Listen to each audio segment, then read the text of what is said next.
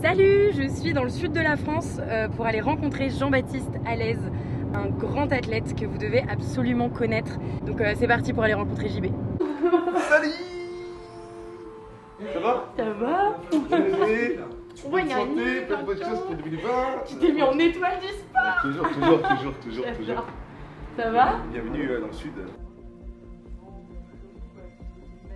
Du coup, Jean-Baptiste Allez, grand athlète paralympique. Bienvenue en sud.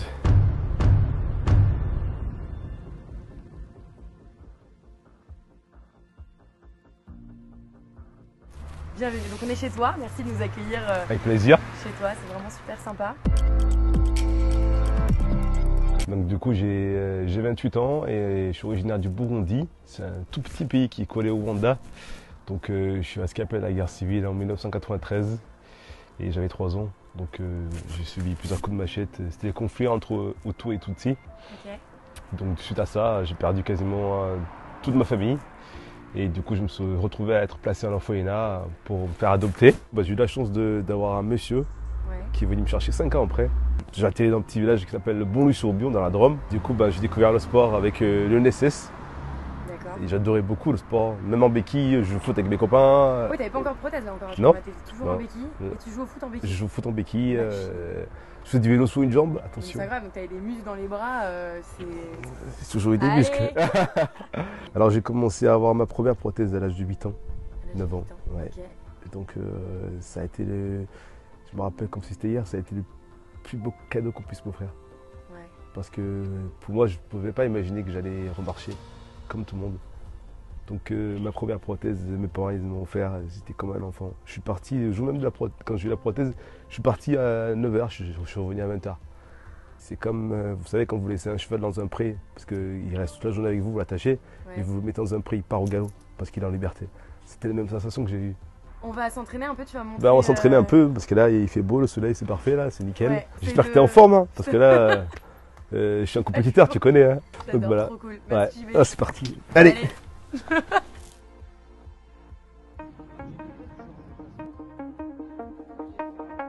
Pour pas glisser, putain, c'est ouf. Ouais. Je peux toucher les points? Vas-y. Ah oui, ça pique bien. Je crois que j'ai un peu tenté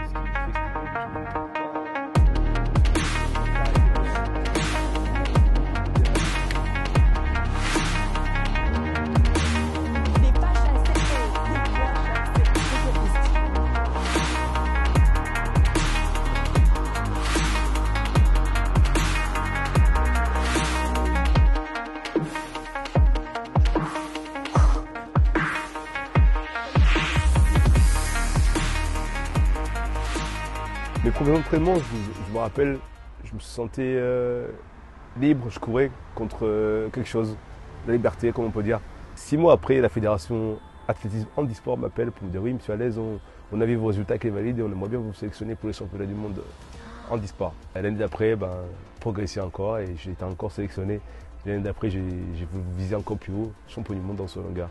Wow. Et pendant 5 ans, après, j'ai gagné. Vous savez, la prothèse, beaucoup de gens disent qu'on est avantagé, mais il y a beaucoup plus de problématiques que d'avantages. C'est-à-dire que si on n'est pas musclé, tous les chocs qu'on prend avec la lame en carbone, ça part directement à la hanche. Du coup, si tu n'es pas musclé, si tu n'es pas renforcé, ça te casse la colonne et tu te retrouves à avoir des hernies discales. Et du coup, maintenant, on se prépare pour les JO de Tokyo. Donc là, du coup, je pars préparer les JO de Tokyo à Miami, en Floride.